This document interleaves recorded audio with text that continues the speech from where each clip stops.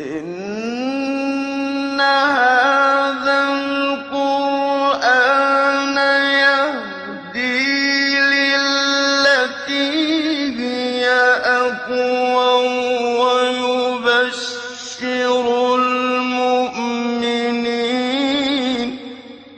ويبشر المؤمنين الذين يعملون الصالحات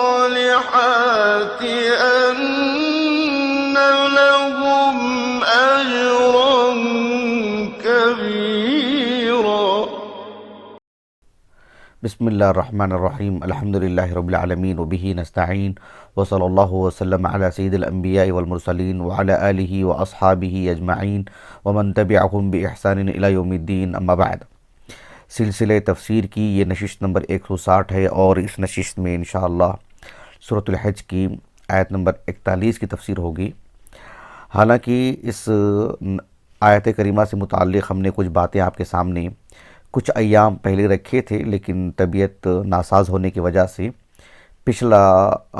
مکمل ہفتہ میں نے کوئی درس نہیں دیا اس سلسلے میں۔ تو پچھلی جو نشست رہی ہے، جو باتیں ہم نے آپ کے سامنے ذکر کی ہیں، اس میں ایک مرتبہ اس کا مراجعہ کر لیں، تاکہ اس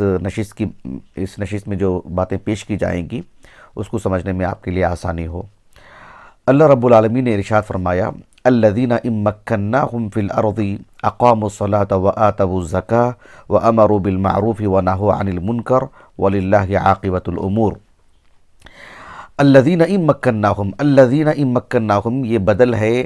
جو اس سے پہلی والی آیت کریمہ میں اللہ رب العالمین نے فرمایا الذین اخرجوا من دیارہم، یعنی جو لوگ اپنے گھروں سے نکالے گئے، اللہ سبحانہ وتعالیٰ نے انہیں قتال کی اجازت دی اللہ سبحانہ وتعالیٰ نے۔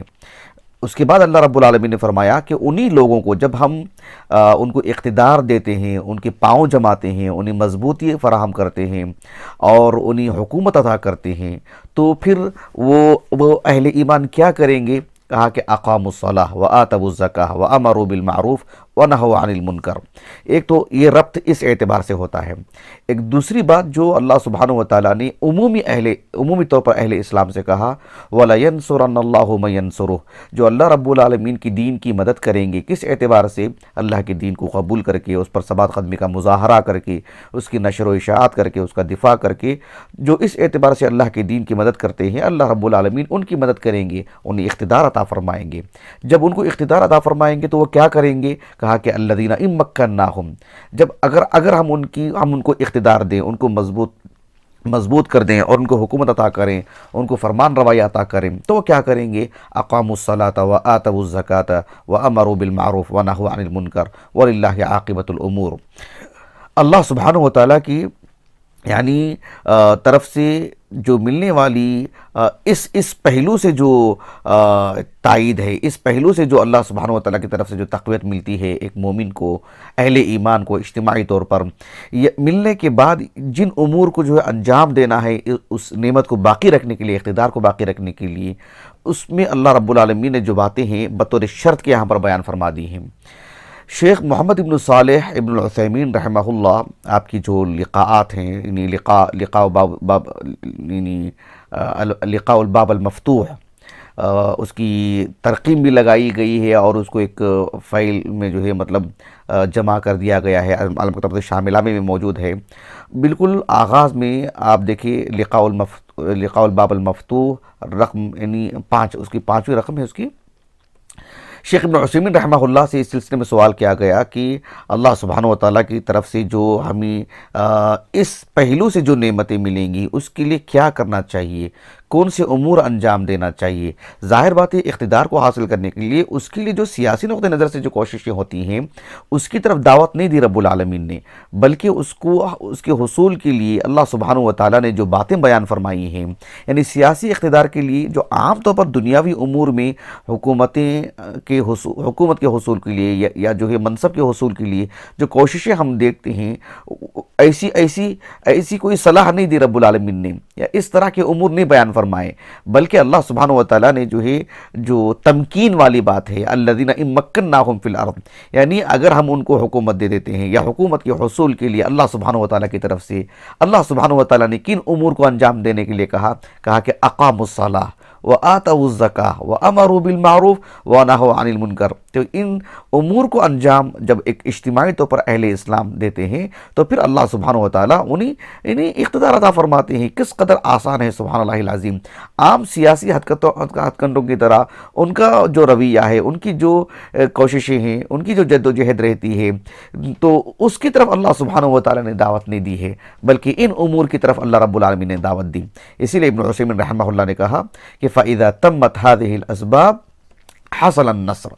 جب یہ چیزیں ایک اہل اسلام کی جو اجتماعیت ہے وہاں اگر یہ چیزیں جو ہے مطلب نافذ ہو جاتی ہیں کہ اقاموا الصلاۃ وآتوا الزکاۃ وامروا بالمعروف ونہوا عن المنکر، معاشرہ اجتماعی طور پر اگر اس طرف جا رہا ہے تو پھر اللہ سبحانہ وتعالیٰ انہیں اقتدار عطا فرماتے ہیں۔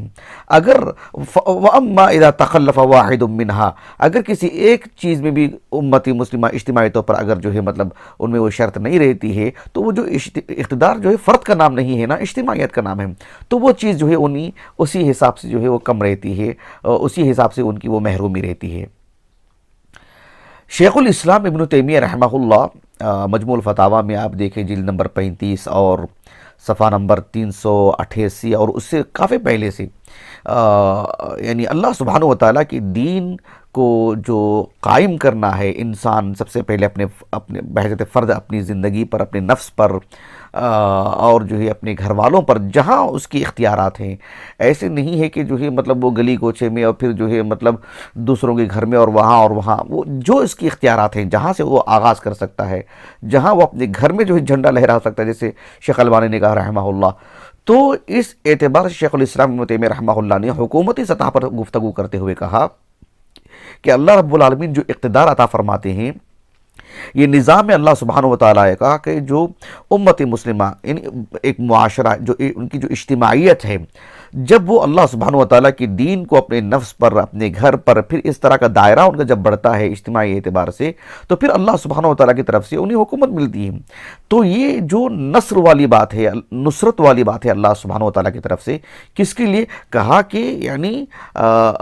نصرت وہی اللہ رب العالمین کے پاس معیار ہے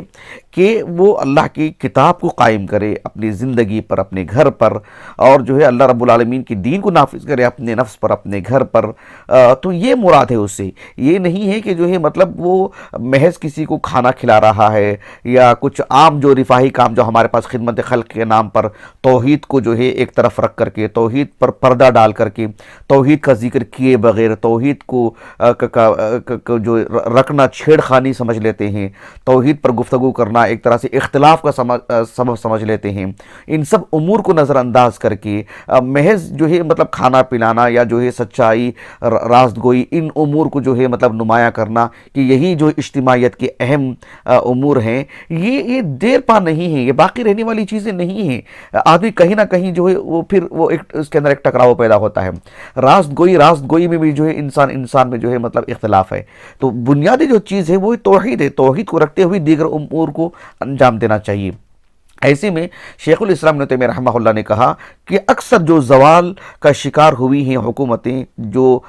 ایسی حکومتیں جو ایک مسلم حکومتیں رہی ہیں، وہ اسی وجہ سے رہی ہیں کہ اقاموا الصلاۃ وآتوا الزکاۃ وامروا بالمعروف ونہوا عن المنکر۔ اس میں جب ان میں کمی بیشی آتی ہے، جب اس کا وہ سودا کرتے ہیں، اس کو جب وہ نظر انداز کرتے ہیں، تبھی جو ہے ان کی حکومتیں اسی حساب سے جو ہے ان کے ہاتھ سے نکلتی گئی ہیں، کسی اور کوئی اور آ کر کے ان پر قابض ہوتا رہا ہے۔ یہ ایک مسلم بات ہے۔ اسی لیے شیخ الاسلام ابن تیمیہ رحمہ اللہ نے کہا کہ لا نصر بما يحكم اللہ، یعنی لا نصر یعنی وہ مدد نہیں کہلاتی ہے اللہ سبحانہ وتعالیٰ کے دین کے لیے، الذی یحکم بغیر ما انزل اللہ، اللہ سبحانہ و تعالیٰ نے جو دین نازل کیا ہے اس کے علاوہ کوئی اور دین وہ قبول کرتا ہے، وَيَتَكَلَّمْ بِمَا لَا يَعْلَمْ، اور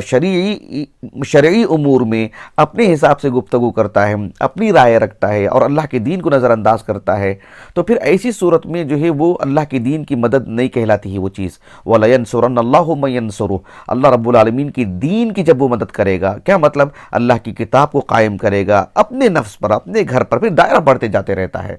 تو جتنی اس کی طاقت ہے، ایسی صورت میں جب اللہ کی دین کی مدد کرے گا، اللہ سبحانہ و تعالیٰ کی دین کو قائم کرے گا، تو پھر نتیجے میں اللہ رب العالمین اسے اقتدار عطا فرماتے ہیں۔ ایسا نہیں کہ جو ہے اللہ رب العالمین کا حکم ہے اس کو ٹال رہا ہے، اللہ کی شریعت میں اپنی رائے رکھ رہا ہے، اپنی رائے کو مقدم رکھ رہا ہے، یا کسی اور کی رائے کو جو سراہ رہا ہے، اور اللہ تعالیٰ کی شریعت کو جو ہے مطلب سمجھتا ہے کہ فی الحال چلنے والی نہیں ہے، یہاں چلنے والی نہیں ہے، اس دور میں چلنے والی نہیں ہے، یا جو ہے مطلب یہی تو مسئلہ بن جاتی ہے شریعت۔ اگر اس طرح کے امور کی وجہ سے وہ شریعت کو نظر انداز کرتا ہے، پھر تو اللہ رب العالمین کی طرف سے اسے مدد نہیں آئے گی۔ اس سلسلے میں یعنی ایک حدیث مبارکہ ہے، اس کی طرف اشارہ بھی کیا ہے شیخ الاسلام ابن تیمیہ رحمہ اللہ نے۔ حدیث بہت معروف ہے، امام ابن ماجہ رحمہ اللہ اپنی السنن کی کتاب الفتن میں باب العقوبات کے تحت لائے ہیں، اور دیگر حدیث کی کتابوں میں بھی ہے، سنن اربعہ میں تو اسی سنن ابن ماجہ کی روایت ہے۔ یہ عبداللہ بن عمر اس کے راوی ہیں رضی اللہ عنہما۔ اس حدیث پر قدر کلام ہے، شیخ محمد ناصر الدین البانی رحمہ اللہ نے السلسلہ صحیحہ کی جو پہلی جلد ہے، پہلی جلد میں بھی جو الجزء الاول ہے، حدیث نمبر ہے غالباً 106 اور اس کے بعد کا جو حصہ ہے آپ دیکھ لیتے جائیے، نہایت تفصیلی کلام ہے اور بالکل قانے کر دینے والی چیز ہے ایک طالب علم کو۔ چونکہ اللہ کے فضل و کرم سے میں نے تفصیل سے اس کو پڑھا ہے، اس لیے میں اب اس پہ مزید نہیں جانا چاہتا ہوں۔ حدیث کو جو شیخ البانی نے صحیح کہا ہے وہ جو ہے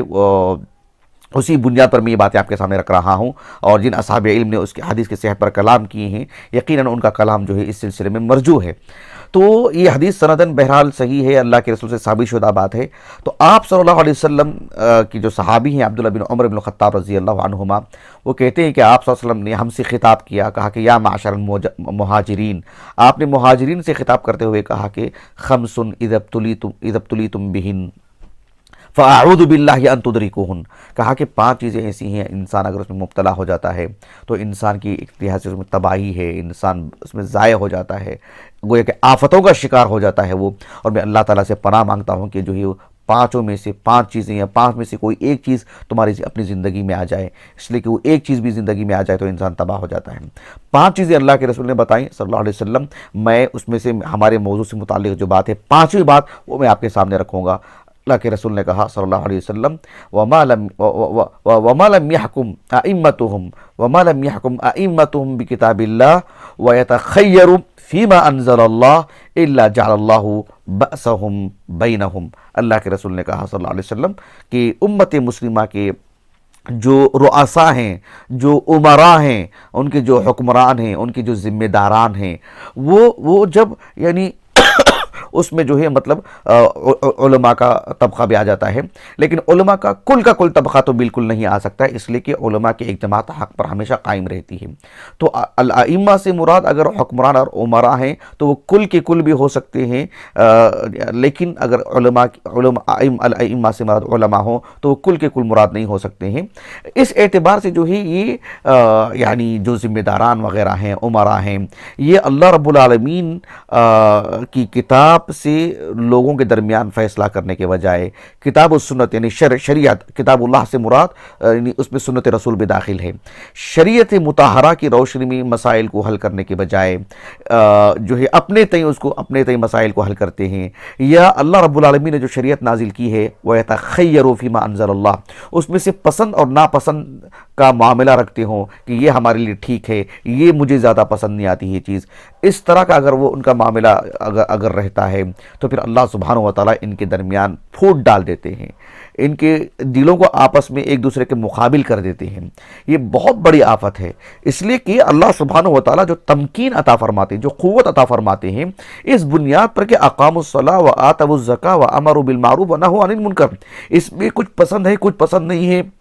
یہ معاملہ نہیں ہونا چاہیے۔ اس میں جو ہے یہ بھی نہیں ہونا چاہیے کہ سرے سے آدمی اپنے اوپر اس کو لاگو ہو نہ کرے، یا یہ کہ جو ہے کچھ لے لے اور کچھ چھوڑ دے، یہ ساری چیزیں لیتے ہیں تو پھر اللہ رب العالمین کا وعدہ بھی جو ہے مکمل اس سلسلے میں ہوتا ہے۔ کچھ باتیں ہم نے پچھلی نشست میں بھی آپ کے سامنے رکھی ہیں۔ اس سلسلے میں یہاں ایک قابل غور بات یہ ہے کہ اللہ رب العالمین نے فرمایا کہ الذین ان مکناہم فی الارض، کہ وہ لوگ جن کو اگر ہم حکومت دے دیتے ہیں، اقتدار دے دیتے ہیں، ان کے پاؤں جما دیتے ہیں، تو کریں گے کیا؟ وہ کہا کہ اقاموا الصلاۃ وآتوا الزکاۃ وامروا بالمعروف ونہوا عن المنکر۔ یہ جو الامر بالمعروف والنہی عن المنکر ہے، یہ بحیثیت مسلمان میں سمجھتا ہوں کہ فی الحال کہ اگر ہم بات کرتے ہیں تو اللہ کا عظیم احسان ہے، سوشل میڈیا کا جو زور ہے باذن اللہ تعالی، بات بہت جلد پہنچ جاتی ہے۔ اس اعتبار سے ہم دیکھ رہے ہیں امت مسلمہ میں ایک طرح کا جو شعور ہے، یعنی امر بالمعروف و نہی عن المنکر سے متعلق یہ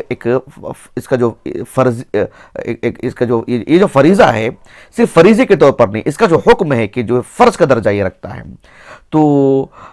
اس کا سب کو احساس ہے کہ یہ ایک عظیم عمل ہے۔ یہ اللہ سبحانہ و تعالی نے امت مسلمہ پر اس کو فرض قرار دیا ہے۔ اب فرض کی نوعیت کیا ہے؟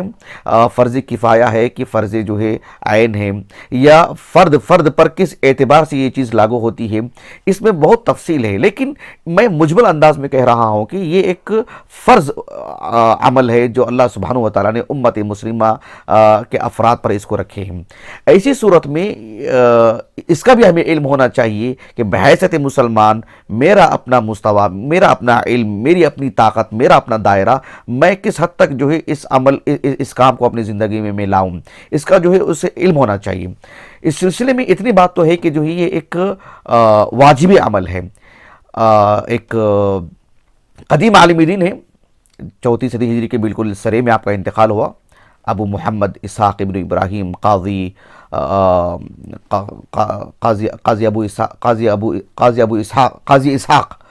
اسحاق البستی، اس اعتبار سے آپ جانے جاتے ہیں۔ بست جو علاقہ ہے جہاں کے حافظ ابن حبان البستی رحمہ اللہ بھی ہیں، حافظ ابن حبان رحمہ اللہ آپ کی تلمیذ ہیں۔ تو یہ جو ابو محمد اسحاق ابن ابراہیم البستی ہیں رحمہ اللہ، 307 ہجری آپ کا سن وفات ہے، ابن حبان رحمہ اللہ کے استاذ ہیں آپ اپنی ان کی جو تفسیر ہے، تفسیر مطبوع بھی ہے لیکن وہ ہمارے پاس نہیں ہے، البتہ موسوعۃ التفسیر الماثور میں آپ کی تفسیر کے کافی جو ہے حصے جو ہے مطلب نقل کر دیے گئے ہیں، وہیں سے میں آپ کو بتا رہا ہوں۔ ابو محمد اسحاق البستی رحمہ اللہ اپنی تفسیر میں حسن بن ابی الحسن البصری رحمہ اللہ کا قول جو ہے آپ نے ذکر کیا ہے۔ ایک صاحب ہے حریث ابن الصائب البصری، جو بنو اسید کی مسجد کے مؤذن تھے۔ آپ کتب ستہ کے روات میں سے ہیں، کتب ستہ میں سے جو ہے امام ترمذی رحمہ اللہ کی جو السنن ہے اس میں جو ہے آپ کی مرویات ہیں۔ البتہ امام بخاری رحمہ اللہ اپنی الادب المفرد میں، اور امام ابو داؤد السجستانی رحمہ اللہ اپنی کتاب المراسیل میں جو ہے آپ کی روایات لائے ہیں۔ امام ترمذی تو اپنے السنن میں لائے ہیں۔ حافظ ابن حجر رحمہ اللہ نے صدوق یخطی کہا ہے، 7ویں طبقے کے ہیں۔ حسن بن ابی الحسن رحمہ اللہ سے متعلق وہ کہتے ہیں کہ میں نے حسن بن ابی الحسن البصری رحمہ اللہ سے پوچھا کہ یا ابا سعید، یعنی الامر بالمعروف والنہی عن المنکر، اس فریضے سے متعلق آپ نے کہا کہ من الذی افترض اللہ علی عبادی، کہ اللہ سبحانہ و تعالیٰ نے کیا اس معاملے کو، اس فریضے کو اپنے بندوں پر فرض قرار دیے؟ حسن بن ابی الحسن البصری رحمہ اللہ نے کہا کہ ہاں، اللہ رب العالمین نے اس عظیم عمل کو اپنے بندوں پر فرض قرار دیے ہیں، اور آپ نے اسی آیت کریمہ کی تلاوت کی، کہا کہ الذین ان مکناہم فی الارض اقاموا الصلاۃ وآتوا الزکاۃ وامروا بالمعروف ونہوا عن المنکر وللہ عاقبۃ الامور۔ معروف عالم دین ابو محمد احمد القصاب رحمہ اللہ، جن سے متعلق ہم نے بارہا آپ سے کہا ہے ہماری تفسیری نشستوں میں، آپ کی جو کتاب ہے النکت الدالہ علی البیان، تو اس میں جو ہے آپ نے ایک بات یہ بھی کہی ہے کہ اللہ سبحانہ و تعالیٰ نے اس عمل کو، اس فریضے کو جو ہے واجب قرار دی ہے، الامر بالمعروف والنہی عن المنکر، اس لیے کہ اللہ رب العالمین نے کہا کہ وَلَيَنْصُرَنَّ اللَّهُ مَن يَنْصُرُهُ، اللہ رب العالمین اس کی مدد کریں گے، اس کو اقتدار دیں گے جو اللہ رب العالمین کی دین کی مدد کرے گا، جو اللہ رب العالمین کی دین کو قائم کرے گا۔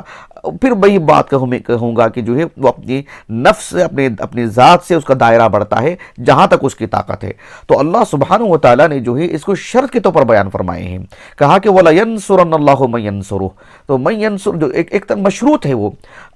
جو اس شرط کو پوری کرے گا اللہ رب العالمین اس کی مدد کریں گے، اس کو اقتدار عطا فرمائیں گے۔ اب یوں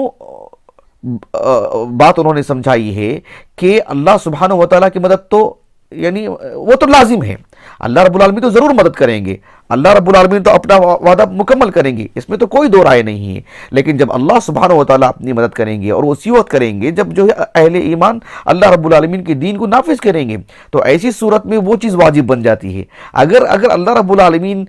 کی مدد جو تطوع کی حیثیت ہو جائے، فرض کی حیثیت نہیں، ایک تطوع کی حیثیت ہو جائے، تو پھر ایسی صورت میں بندوں پر جو ہے وہ بھی ایک تطوع ہو جائے گا کہ جو چاہے امر بالمعروف کا فریضہ انجام دے، جو چاہے نہی عن المنکر کا فریضہ انجام دے، جس کو چاہے نہیں دینا چاہتا ہے وہ نہ دے، اور اللہ رب العالمین کی مدد ضرور آئے گی۔ کیسے ہوگا یہ سب؟ اللہ رب العالمین کی مدد تو آئے گی ہی، تو جب آنے کے لیے اللہ نے جب اس کو شرط لگا دی ہے تو پھر اس اعتبار سے وہ لازمی طور پر وہ واجب عمل بن جاتا ہے، یعنی اس واجبی طور پر اس کو انجام دینا پڑے گا، تبھی اللہ کی مدد آئے گی۔ ورنہ ایک آدمی اس کو ترک کر دے اور یہ سمجھے کہ جو یہ واجب تو نہیں ہے لیکن اللہ کی مدد تو آنا واجب ہے، ایسا نہیں ہوگا۔ اللہ رب العالمین کی مدد لازمی طور پر آئے گی جب لازمی طور پر یہ معاملہ ہوگا۔ یوں اس اعتبار سے اس عمل کا فرض ہونا آپ نے جو ہے بتایا ہے ابو محمد القصاب رحمہ اللہ نے۔ البتہ الامر بالمعروف والنہی عن المنکر میں اس بات کا دھیان دینا چاہیے کہ جو المعروف ہے اس میں جو اولیت ہے وہ توحید ہے، اولیت توحید ہے۔ توحید کو نظر انداز کر کے آپ یہ کہیں کہ بھئی سچ بولو، دھوکہ مت دو، آپ اس طرح کے امور کو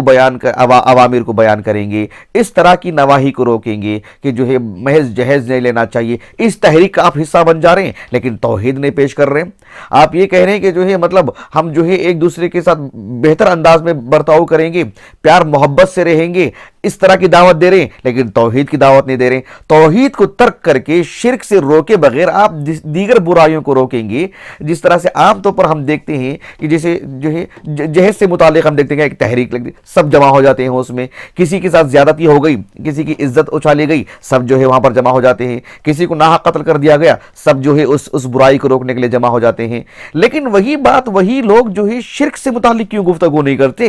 شرک سے متعلق بات کیوں نہیں کرتے، شرک سے متعلق کیوں نہیں روکتے، توحید کی دعوت کیوں نہیں دیتے ہیں؟ یہ بہت اہم چیز ہے، اولیت توحید کو ہے۔ اسی لیے امام محمد ابن جریر الطبری رحمہ اللہ نے اپنی تفسیر جامع البیان فی تعویل عن آیہ القرآن میں اس آیت کریمہ کی تفسیر سے متعلق آپ نے کبار تابعین میں سے ایک عالم دین ہیں،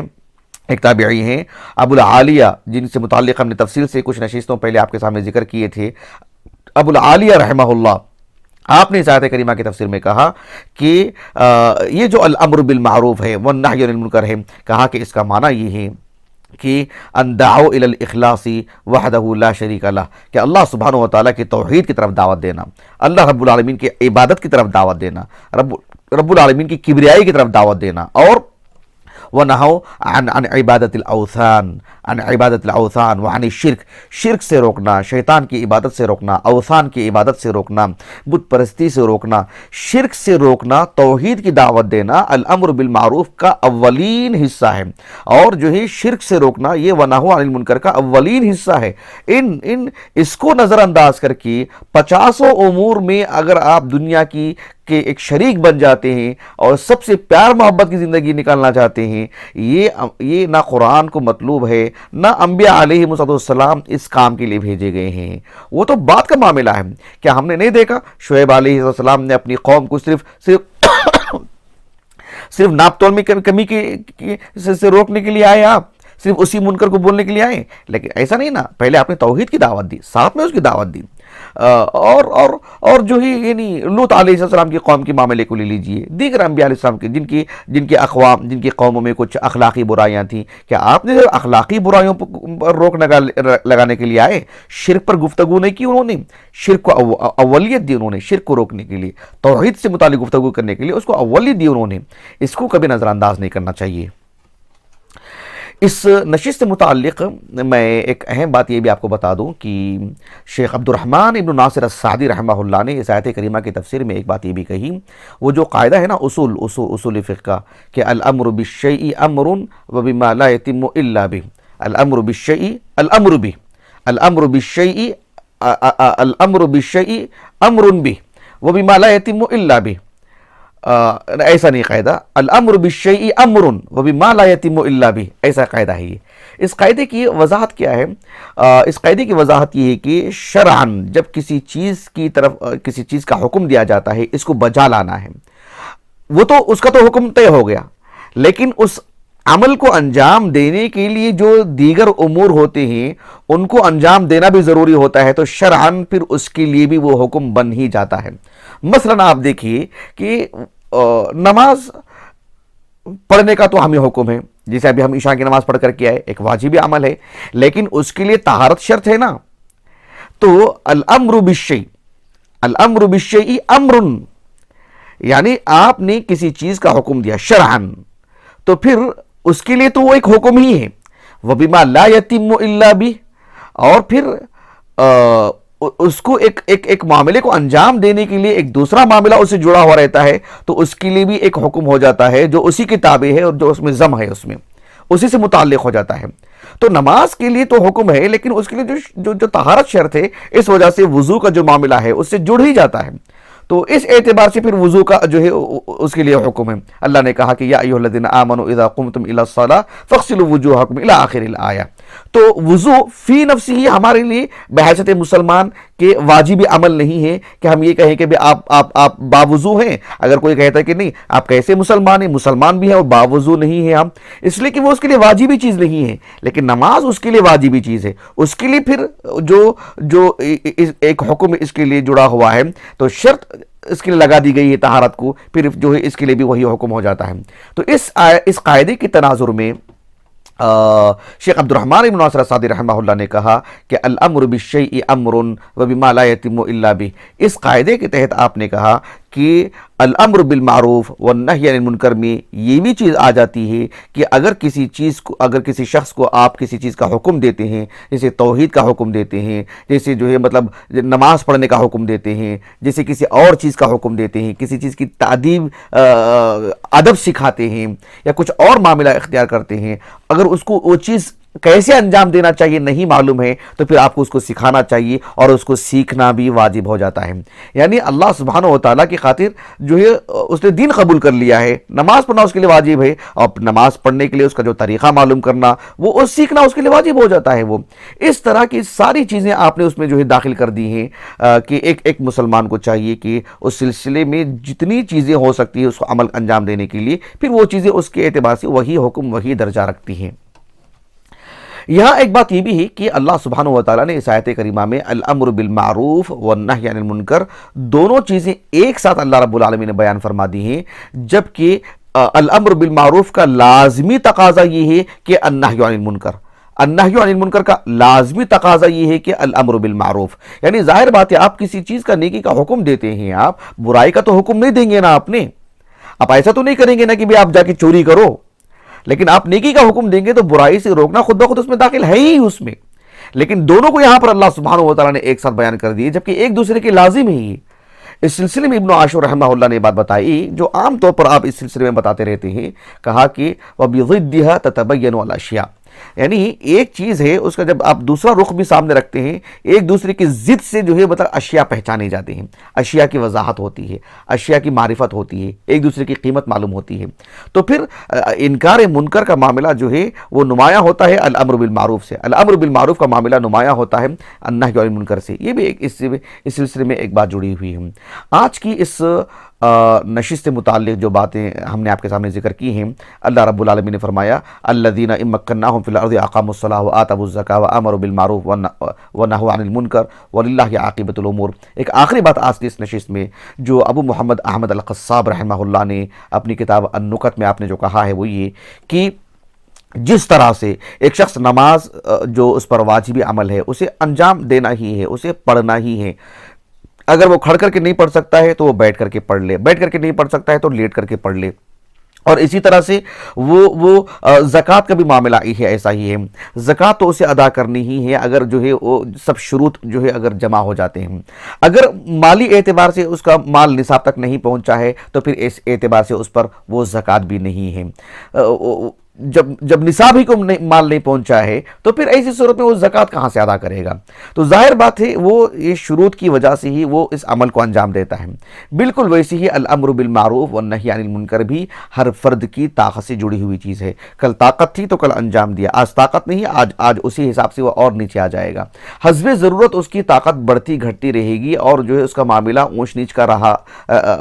رہ سکتا ہے۔ ایسے میں اللہ سبحانہ و تعالیٰ کے ہاں اس کا مواخذہ یا اس کے حق میں جو مدد ہوگی اسی حساب سے ہوگی کہ فی الحال کی کیا پوزیشن ہے اور کل کی کیا پوزیشن تھی، کل کے آنے والے دن میں کیا پوزیشن ہے، اسی حساب سے جس طرح سے نماز اور اس کا معاملہ ہوگا وہی معاملہ الامر بالمعروف والنہی عن المنکر کا بھی ہوگا۔ یہ سب باتیں اجمالی باتیں ہیں، تفصیل کا یہ موقع نہیں ہے کیونکہ ہم آپ کے سامنے اس موضوع کی وضاحت نہیں کر رہے ہیں بلکہ آیت کریمہ کی تفسیر آپ کے سامنے رکھ رہے ہیں، تو اس میں ہم ایک ایک موضوع کی وضاحت نہیں کر سکتے ہیں۔ اللہ سبحانہ و تعالیٰ میں اپنی بات کو ختم کرتا ہوں۔ اللہ سبحانہ و تعالیٰ سے دعا ہے کہ اللہ رب العالمین ہماری اس نشست کو، ہمارے اساتذہ، ہمارے والدین، ہمارے کل معاونین، ہمارے مشاہدین، ہماری اہلیہ کے لیے، ہمارے فرزندان کے لیے، ہمارے لیے اللہ ذخیرہ آخرت کرے، ہمارے حسنات میں شمار فرمائے۔ سبحانک اللہم و بحمدک، اشہد ان لا الہ الا انت، استغفرک و اتوب الیک۔